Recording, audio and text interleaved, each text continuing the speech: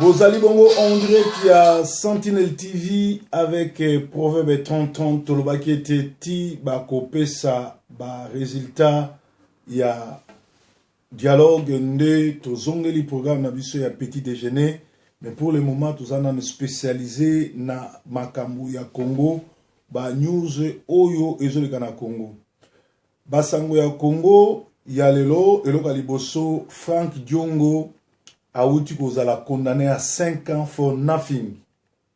Condamné à 5 ans for nothing. Population qui est belée. Koutou Gabriel Mo qui a bani ba lynché na batu ya Frank Diongo balobi ba boyi batu ya nini ya Kantiachi mais nasina ibisa kibino mboka wana ezali mboka moko Kabila zo continuer ko défier ko arrêter bateau malgré aza ko batama mais azali toujours ko défier bateau. Rassemblement menace de reprendre Larry si l'accord n'est pas signé ce vendredi. Rassemblement azo menacé ko zong de la balabala soki ba accord eza signé te. Alors basango bazana intérêt ya ko batela ba église na bango pe ko garder bandimi na bango po ete makambo Kabila zo sala c'est-à-dire azo défier na communauté internationale na peuple na batunyo surtout ba congolais ba bandi kotumba l'église ya basango pe na Paris le 24 décembre en plein culte na église à Paris église catholique à monene ba combattant ba kota ki pe ba kanga ki église ba boya ki messe salama c'est-à-dire ceux qui ba congolais ba comité na niveau ko kota na église ko stopper ba culte ko tumba église catholique bazana musala monene ko sala pour vendredi au bato bazozela ba corps menazo sabino naza prophète amalerte et ko signamete parce que ba arrestation ya Diongo o ba PC 5 ans Kyungu akumonza ezali ba provocation du dictateur but nango ezali ko freiner signature ya bakor mais basango na rassemblement bazali informé nenge régime ya Kabila aza ko koba na koboma pe na ba arrestation arbitraire ya ba lusha ya ba filimbi na ya ba congolais nyonso na est à Congo bazo continuer koboma alors basango bazo keneti na suka. Pourtant, Yemoko Kabila aza kobatama azo monana te, azo diriger na forme, et si ka peuple bazo bunda, bazo boma peuple na est, armée à Kabila monana te, bachar na minduki ne monana te, bibundeli nyonso bimaka te, mais bibundeli ya régime, ezo bimakaka et si ka peuple azali, opposition azali na ba jeune, basango bazali obligé bakende, bango bakena eti na suka, pour ba comprendre mité mamabe ya PPRD pe position na bango. Alors moi si oyo Gloria Chenga aza libéré après plus de 10 jours d'enlèvement, Nzamba bateli azongi tomoni en bonne mine pe a décidé à continuer ko bunda po na mboka. Alors le mardi 27 décembre au tribunal de première instance francophone de Bruxelles, une plainte a été déposée contre Alexis Mwamba, chef d'accusation, arrestation arbitraire, corruption, torture, traitement inhumanitaire, crime contre l'humanité, faux et usage de faux, blanchissement d'argent. Donc, c'est qui pour Alexis Tambwe Oyo Abimi Moko Yaba lieutenant Kabila pour na ko bebisa. Alors, le lever de l'immunité de Kyungu et le procès de Frank Diongo sont des manœuvres de Kabila pour bloquer la signature du dialogue. Qu'est-ce que la Senko ou les Congolais, les prêtres ne comprennent pas? Alors, et là, on dit que les prêtres ne comprennent que le régime Oyo, ils ont kanga batu, condamné batu. Tant que bazo senga kuna des crispations et ça la mapo, dialogue qui ne yazo continue ko kanga ba oyo ba criminel rwandais ba criminel à M23 à Gracia bango ba congolais ba salelo kotazo kanga bango. Alors ezali mawa entre temps les Congolais sont-ils tous des malades? Comment un extrémiste rwandais arrivé au Congo comme un réfugié vient d'être nommé ministre de la balkanisation et réforme constitutionnelle. Ils sont d'accord avec lui et personne ne dit mot. Arrivé, il y a Robert Oaza Congolais, Oaza un extrémiste rwandais, un tueur de gages. Na poste, il y a ministre, il y a décentralisation, puis il y a réforme constitutionnelle. Et là, c'est que bilan, te plan na bango, ezali, ya ko balkaniser mboka, puis ya ko changer constitution. Yango, ba dialogue na bino wana déjà, ezali déjà raté, Kabila a ko signé en côté, puisque azana déjà na option na ye, o ya telemeli yango, ezo senga option moko kaka ya ko bengana Kabila, parce que azali, na ye lisusu na Congo te, mais officiellement, ti lelo ba mindele ba américain bazo s'apprêter à annoncer que bazo reconnaître lisusu loko la président Congo te, pe président Tshisekedi asenga ki na monde entier ba reconnaître sous Kabila loko la président Congo te, mais yé na terrain azo mona na te azo pesa ba ordre pe azo continuer ko kanga pe ko boma ba congolais. Alors ezali mawamingi Angola akabwani na Kabila pe a signé bakor na Moïse na Tshisekedi. Est-ce que Mikole Kouya, ce qui dialogue et simbité, ba kolongola Kabila na minduki? Est-ce que guerre civile et kokota na mboka? Selon Maître Kapiamba, il y a société civile, à l'objectif, Mikolezo ya ba Congolais, boke ba guerre civile et kokota na mboka, pour azana konime ki ba kor wana Kabila ko signé angote, pe Kabila l'axi volonté na ye ya kokende ko défier ba Congolais tina suka parce que azoko tsaba Rwandais nuit et jour na est bazo ba Congolais pe lisusu azoka nga ba Congolais arbitrairement ko tindika bango na boloko avec tribunal moko influodé. Donc ezali oyo ba ndeko balobi. Alors bana Congo bazali toujours ya ko telema pe ya ko lamuka parce que eza makambu ezo sala makala mingi te. C'est-à-dire que na niveau ndenge masolo ezo tambola ndenge makambu ezo kende après journal na kotiela bino mwa belema boyoka donc tozo kende pembeni ya guerre civile na Congo mindele basali nyonso tu bakoki kosala Kabila azolinga koyoka te bien que azali officiellement aza sous président Congo te mais officieusement azo continuer ko engager ko arrêter ko sambwisa ba Congolais pe ko boma ba Congolais ba image nazala ngo batindelinga oyo ndenge bakati ba Congolais mike na le 24 pe na nuit ya le 24 pe le 25 décembre na Beni. Donc même bato mande fukutu batiela bato bombe muta kufi ya panzani mais oya biso bazo kata bande konso mike kwa basoso en tout cas ezali insupportable likambo o futo kenango tina suka koboma donc tolobiete basango bazana obligé basi sa likambo yo parce que tu veux comprendre que Kabila tindaki basango basala dialogue et cela qui na tina kaka alembisa journal le 19 abenda makamo milai po abanda ko attaquer na cesse ko affaiblir rassemblement ko kangaba misusu ko kangaba jeune ba leader nos opposition pour être population mona ki yaza homme le plus fort et pourtant azobo sanake mosengo asili ko yebisa ke moto abomaka na épée akufaka pe na épée et la kisi ke mikolone akotanga eza mikolone akokufa komi akotanga soki aza mayele te etali. Alors tous abongo na kolala kolamkeza bitidi TP breaking news parce que tukomi koleka banda tongo tipo kwa kolobela nyoka makambo Congo po ete bato baza mana posa ya makambo ya Congo. Alors tolobiete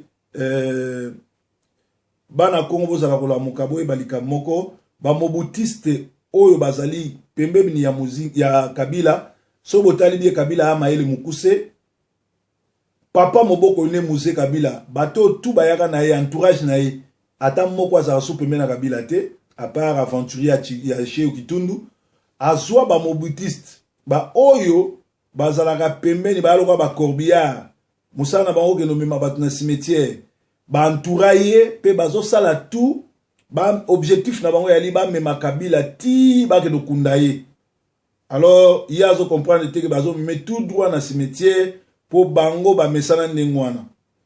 Alors, Kobo Makabila toko kangaye ezali ko sauver 70 millions de Congolais.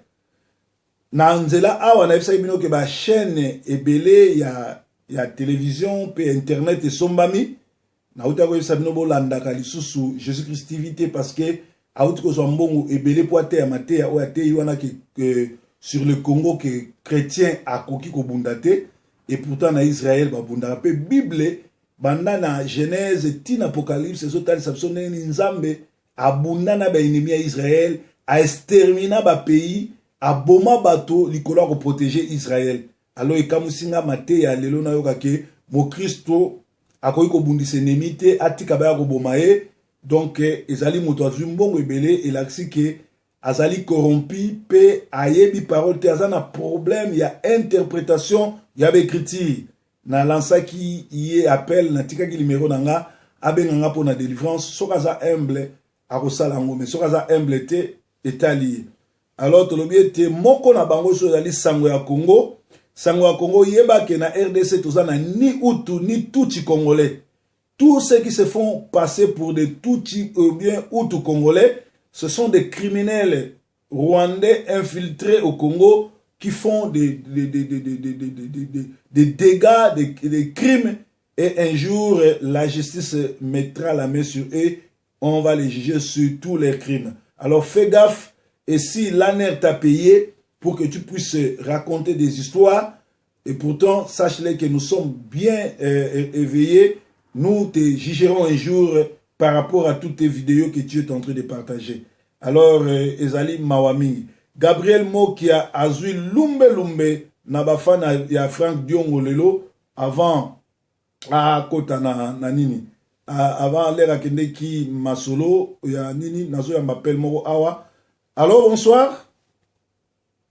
Bonsoir. Naza en direct il y a breaking news mama eza nani. Ouais, ben après, ou bien sûr, na sisi na ozong sa na obenga yo. Ok, à tout à l'heure. En pleine émission, merci. Merci pour la compréhension. Merci. Alors, au monique awa bandeko babengaka ebele tala ero toza petit matin, bazo benga po baye ba situation ya mboka ndenge zokende. Tolobi ete na nzela ya Kinshasa kuna basango Congo, ifengeli boye ba banque commerciale congolaise BCC. Bazote kangona ba chinois na centre diocésain kuna esengeli na bino boyeba Robert Wana bazai bande bazo ko procéder bazo présider ba travaux ya signature ya baccord.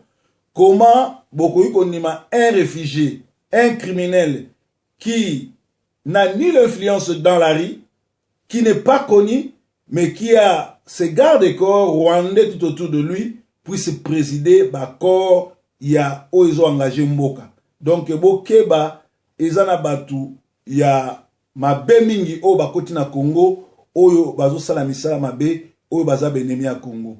Basango ya Manchester pe poto nazwaki bapele ya bandeko bele babenga balobi ezana bandeko mususu bazolongwa na poto kokende na ba famille ya batu na Kinshasa kokosa ke bakomema batu na poto bankeshe ba 10 000 ba 20 000 dollars ba 8 000 dollars ba kimi. Alors bokeba ko bengisa mutu te na famille na yo mutu moko auta Manchester, Paris, Bruxelles ake bezo mbongo kuna po ameme na poto eza escroquerie parce que amema mutu te pour biloko ndengwana eza bien te soki to umeli na ville to umeli na mboka moko to luka misala meza mabe batu balaction ndako opesi mu Congo oke na ndako ya batu oke obeta mukatu na yo oyiba bango mbongo me omemi mutu na mboka te. Donc basangwa lelo sengeli boyeba eloko ya makasi ali Frank Diongo condamné à 5 ans en prison à ça il est justement parce que azali contre makamunyo surtout ya occupation persala qui ba vidéo ya côté le la Kabila Frank Diongo sur les traces de Lumumba toyebe ke tokobimisa yo siko bale tikali na maboko ya rassemblement na maboko ya basango parce que na semaine oyo bomoni résidence à Kiongo kumwanza entouré ango balongoli immunité nae parlementaire bakangi ba jeune ebele na TV5 namoni bazolakisa relâché 19 jeunes ya Lusha. Mais sur 5000 personnes arrêtées, comment ceux qui libérer 19 personnes où sont passés les autres? Alors, les quand il y a rassemblement na Semco, na basi bakor o ikosinamete parce que Kabila azamaye mabe azo arrêté tout simplement pour na ko refroidir tout y a rassemblement tele mababo ya ko signer bakor. Donc bato bazamaye ba comprendre ope bazangi maye ba comprendre Kolombo kapé à comprendre eloni ya ko sala basangwa Kongo na banda kuna bino ezali bongo sango to spécialité à proverbe 30-30 le passé de la diaspora les messagers de la bonne nouvelle sikoyo nazola ksabino makamuni ba presse internationaux et lobby sur le Congo pour la semaine au journée malamu guerre na biso to lit na biso za noble tokolongango parce que awa na Sentinelle TV Yesu Christo za nzambe pe mobateli na biso Yesu za nkolo bien que tozoleka directement en direct na Soft 15 TV tous avons la bouche autorisée, puis tous avons na flash, na Congo Flash. Breaking news, yes Wazan Kolo, Tolanda, la presse étrangère.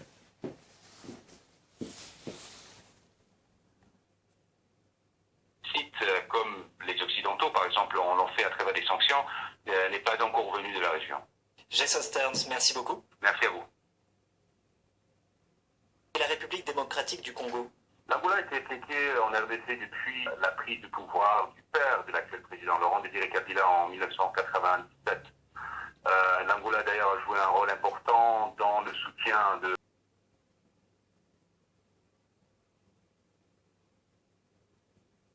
pour une mission de formation sont partis en permission sans être relevés. Que sait-on de cette mission de formation et plus largement quelles sont les modalités de la coopération militaire entre l'Angola et la République démocratique du Congo? L'Angola a été impliquée en RDC depuis la prise de pouvoir du père de l'actuel président Laurent Désiré Kabila en 1980. Son père adoptif, monsieur. L'Angola d'ailleurs a joué un rôle important dans le soutien de la rébellion qui a renversé le pouvoir de Mobutu Sese Seko. Depuis lors, l'Angola a toujours joué un rôle étroit de coopération militaire avec le régime de l'Angola. Donc ils ont envoyé des militaires pour former la garde républicaine. C'est largement la tâche de l'actuel déploiement des Angolais en RDC. Mais ils ont aussi formé un bataillon spécial de la police antiterroriste et ils ont toujours joué un rôle clé, surtout dans la base de Kitona, qui se trouve à l'ouest de Kinshasa, où ils ont formé les soldats de l'armée régulière, la garde républicaine et la police. Au-delà de la coopération militaire, l'Angola est même intervenu directement en RDC. Mais en plus de cela, ils ont joué un rôle clé dans la défense du régime de Joseph Kabila et de son père. En 1998, par exemple, lorsque l'armée rwandaise était à point de prendre Kinshasa, l'Angola et le Zimbabwe, ils ont envoyé des troupes pour protéger le capital. Et c'est grâce largement à l'Angola que le régime de Laurent Kabila a survécu ce moment-là. En 2001, quand Laurent Kabila a été assassiné, encore une fois, l'Angola a joué un rôle clé dans la nomination de son fils comme son successeur. Donc il faut voir son fils adoptif, monsieur, une influence capitale et au côté militaire, mais même au côté politique dans les affaires congolaises. Quelles peuvent être les raisons de ce revirement? Quels sont les intérêts de l'Angola en RDC? Il faut comprendre l'implication de l'Angola de plusieurs façons, de plusieurs manières. Il y a certainement le côté sécurité et l'aspect sécuritaire. Mais ce n'est pas la seule raison pour l'implication de l'Angola. L'Angola aussi est très intéressé sur les concessions pétrolières qui se trouvent offshore et qui partagent avec le Congo et qui sont à la base d'un conflit entre les deux pays depuis plusieurs années. Donc c'est véritablement un revirement. Est-ce que cela signifie la fin du soutien de Luanda à Joseph Kabila? Je doute que l'Angola ait pris une décision par rapport au sort de Joseph Kabila. L'Angola n'est pas tellement intéressé, malgré ses déclarations, à la démocratie en RDC. Dos Santos lui-même a fait 36 ans au pouvoir en Angola, par exemple, ni au respect de la Constitution. Je doute que ce soit à la base de l'implication de l'Angola. L'Angola a deux intérêts principaux, et ces deux intérêts sont quelque part aussi contradictoires. Ils veulent avoir un Congo stable, mais aussi un Congo faible, qui peuvent influencer. Jusque-là, Joseph Kabila remplissait les deux à la fois. c'était à la fois quelqu'un qui gouvernait, qui était assez faible, qui n'était pas un Mobutu Sese Seko, qui n'aimait pas la main mise sur toutes les affaires du pays, mais en même temps qui gérait un Congo qui était plus ou moins stable, surtout par rapport à l'Angola. La plupart d'instabilités en RDC se trouvent à l'est, loin de l'Angola. Et donc, jusque-là, je pense que Joseph Kabila était un partenaire plus ou moins idéal pour l'Angola, mais maintenant qu'on entre dans une phase beaucoup plus instable côté politique, je pense que l'Angola est en train de décider si ça vaut la peine de user de son influence pour effectuer un changement à la tête.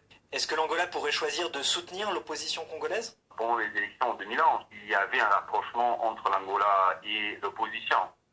Comme aujourd'hui d'ailleurs. À l'époque, c'était Vital Kamerhe, c'était Etienne Tshisekedi. Vital Kamerhe n'a jamais été dans l'opposition, monsieur. C'est un Rwandais. Un rapprochement, par exemple, entre Dos Santos et Moïse Katumbi, surtout, l'opposant congolais.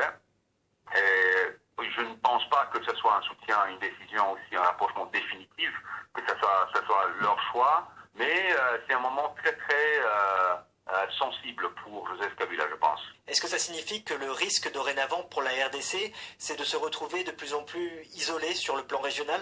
La pression n'est pas encore explicite. Même l'Angola n'a pas fait une pression explicite dans ces jours récents. Aussi, Sassou Nguesso, le président du Congo, Congo-Brazza, a été un peu critique envers Kabila en privé, lui aussi en train de jouer un rôle important dans ces négociations. Mais là où il n'y a pas de pression, c'est le côté de l'Afrique du Sud. Le gouvernement de l'Afrique du Sud a toujours des liens étroits avec le Congo, c'est parmi les bailleurs les plus importants. C'est aussi le pays qui a négocié les accords de paix sur lesquels la constitution actuelle est basée. Je pense que ce sont des messages envoyés, mais une pression explicite, comme les Occidentaux, par exemple, on l'ont fait à travers des sanctions, n'est pas encore venue de la région. Jason Stearns, merci beaucoup. Merci à vous. Bandeko bouti kolanda Angola et Kabwani, est-ce que Angola na Brazzaville bakotia ba Congolais maboko po babenga na Kabila na Minduki question mark bandeko bana Congo isika nyonso bozali ba to ya Afrique du Sud nde bazo aider Kabila na kosala mabe e oza malamu ba ambassade na bango to tiango moto to brûler ba intérêt no Afrique du Sud isika nyonso tokuta nango e oza malamu.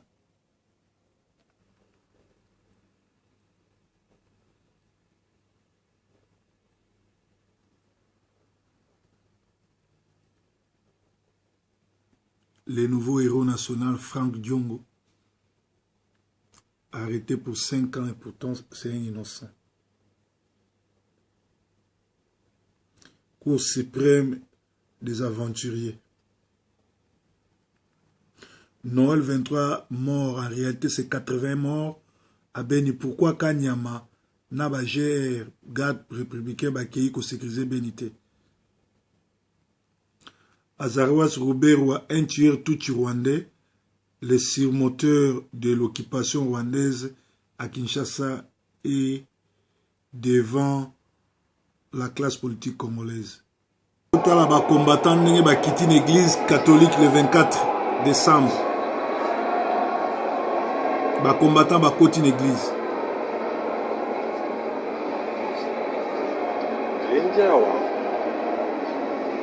Ingeta.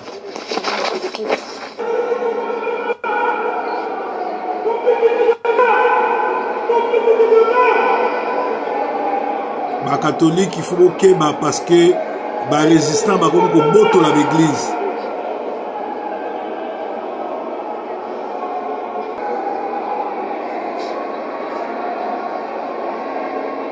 Vive les combats.